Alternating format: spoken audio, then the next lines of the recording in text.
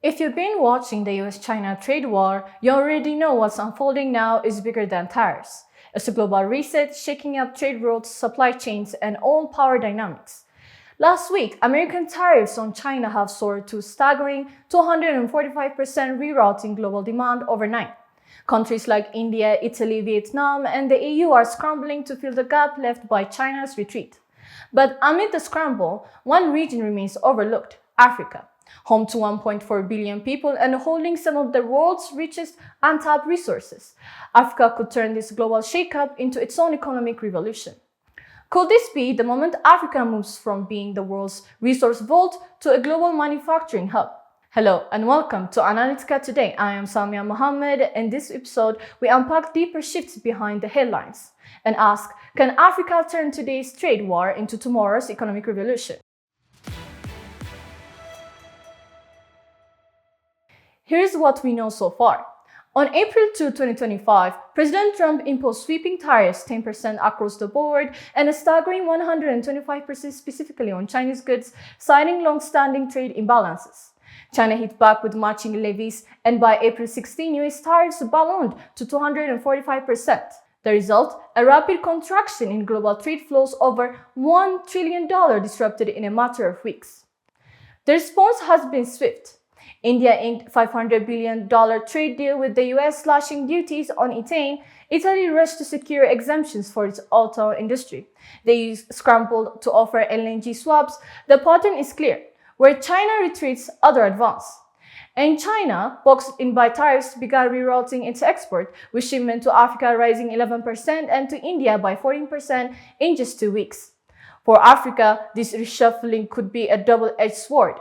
On one hand, it opens the door for the continent's rich resources like 40% of global manganese and 70% of global reserves to plug directly into US supply chains, potentially bypassing China's $60 billion grip on the DRC. Nigeria alone sees opportunity in tech as US firms battered by $5.5 billion in NVIDIA-related tariffs look for new ground. But on the other hand, there is a real risk. Trump's new tariff wave, like the 50% duties on Lesotho, threatening 60,000 textile jobs, while US trade with Africa remains modest, just $39 billion in 2024, barely months trade with Mexico. The new tariffs have exposed the fact that without stronger trade protections and value-added manufacturing, Africa remains stuck at the mercy of other powerful nations. Now comes the real pivot. Africa's chance to seize this moment. Across the continent, adding value could create 40 million new jobs by 2030, says the African Development Bank. Moreover, the African Continental Free Trade Area aims to boost intra-African trade to $3 trillion by 2035, giving the continent more leverage in global markets. African can lead global supply chain, said Afreximbank President Benedict Orama, but only if it moves fast. If Africa doesn't, it risks being flooded with cheap imports. Nigeria's textile industry collapsed in the 1980s under the weight of low-cost Chinese goods, and AGOA's $10 billion in lost potential still stings. So when you piece it together, global trade shifts, historical lessons, and Africa moves, it's hard not to see the opportunity. Tariffs are shaking up hundreds of billions of global trade, but they could also open a door for 600 million Africans living in poverty, not just to dig up resources, but to build factories. With the right investment in the infrastructure, skills, and governance, Africa could replicate Asia's 1990s boom when GDP soared by $4 trillion.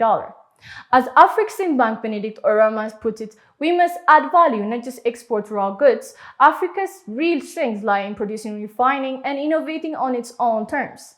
This isn't speculation. The patterns scream potential. Trade disruptions and tariff battles are hitting Africa's commodity exports, but they're also opening the door to something bigger: manufacturing. With 60% of the world's arable land and an estimated $30 trillion in untapped mineral wealth, the building blocks are there. The continent could industrialize, lift millions out of poverty, and create jobs for a 600 million strong US population.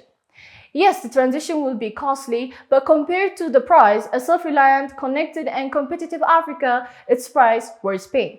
So here's the question: will Africa rise to meet this moment, or let history repeat itself? We want to hear from you. Has this shifted how you see Africa's future?